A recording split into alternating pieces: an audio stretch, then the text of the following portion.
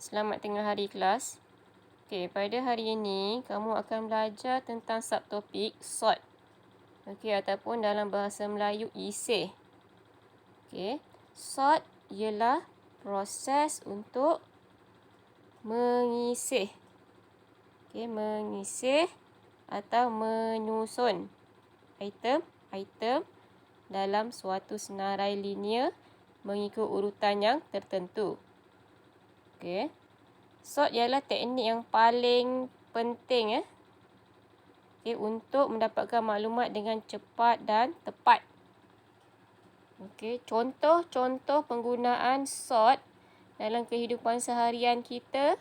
Yang pertama, menyusun surat-surat di pejabat pos. Menyusun senarai nama murid mengikut abjad. Menyusun murid-murid dalam barisan mengikut rumah sukan. Okey, itu 3 contoh sort. Okey. Jadi pada hari ini kamu akan belajar 2 jenis sort. Okey, iaitu bubble sort dan bucket sort. Tetapi untuk hari ini saya akan fokuskan kepada bubble sort dahulu. Okey. Apakah itu bubble sort?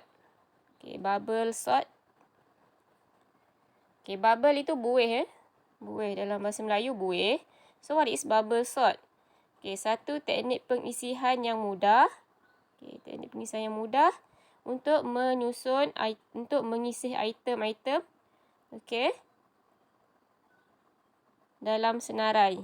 Okey, mengikut urutan sama ada menaik ataupun menurun. Okey. Kita tengok contoh. 3.5. Isihan mengikut urutan menurun menggunakan bubble sort. Bermaksud daripada nombor yang besar sehingga nombor yang kecil.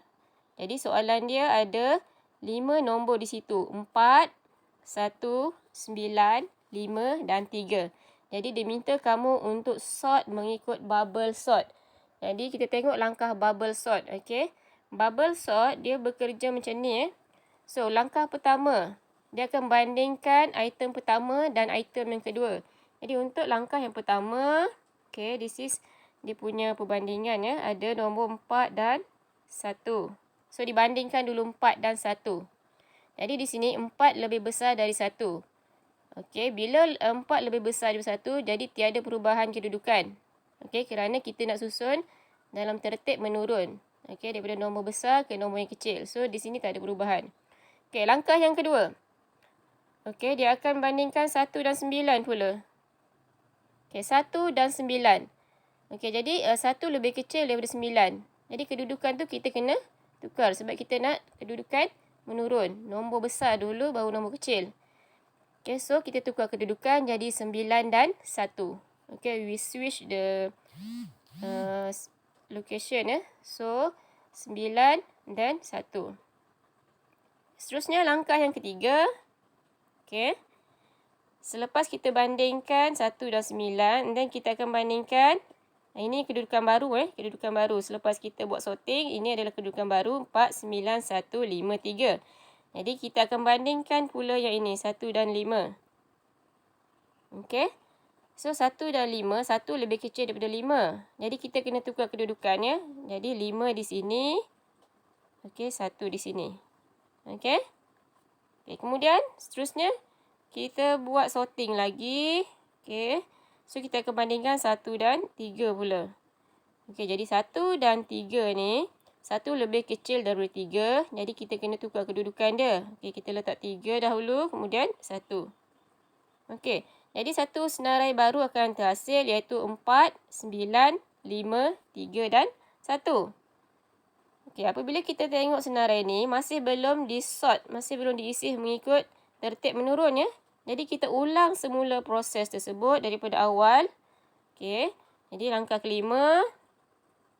Okey, kita akan susun dahulu yang ni. Kita akan isi dulu yang ni. 4 dan 9. Okey, jadi 4 lebih kecil daripada 9. So kamu kena tukar kedudukan dia. Jadi 9 dahulu, kemudian 4. Okey. Seterusnya, langkah yang ke-6. Okey, kamu akan bandingkan 4 dan 5. Okay, 4 lebih kecil daripada 5. So, kamu kena tukar kedudukan dia. 5 dahulu and then 4. Okay, next langkah 7. Kamu bandingkan 4 dan 3. So, 4 dan 3. So, ini adalah isihannya betul lah sebab 4 lebih besar daripada 3. So, tiada perubahan di situ. Dan last sekali baru kamu isi 3 dan 1. Di sini pun sudah berada dalam keadaan tertib menurun. Jadi, ada 8 langkah untuk kita selesaikan senarai tadi. Sehingga dia diisi mengikut turutan tertib menurun. Jadi ada 8 langkah yang kita perlu ada. Ini adalah untuk isihan menggunakan bubble sort. Senang sahaja. Jadi kesimpulan dekat sini, kalau kamu nak isi menggunakan bubble sort, pertama kamu akan bandingkan item yang pertama dengan item yang kedua. Biasa dia akan bagi sama ada tertib menaik ataupun menurun. Itu saja. Jadi kamu akan bandingkan item pertama dan item kedua. Sehingga senarai yang diberi itu berada dalam keadaan tertibnya dikendaki. That's all maknanya mudah saja untuk sorting jenis bubble sort. Jadi untuk hari ini itu sahaja yang awak akan belajar. Sorting jenis bubble sort. Untuk bucket sort kita akan belajar minggu hadapan. So jika ada apa-apa masalah, nanti kamu boleh saja tanya cikgu. So kamu boleh message saya secara direct lah. Itu sahaja. Terima kasih kelas. Tengok video ni. So, kalau kamu tak faham, kamu ulang saja. This is the simple subtopic. Thank you.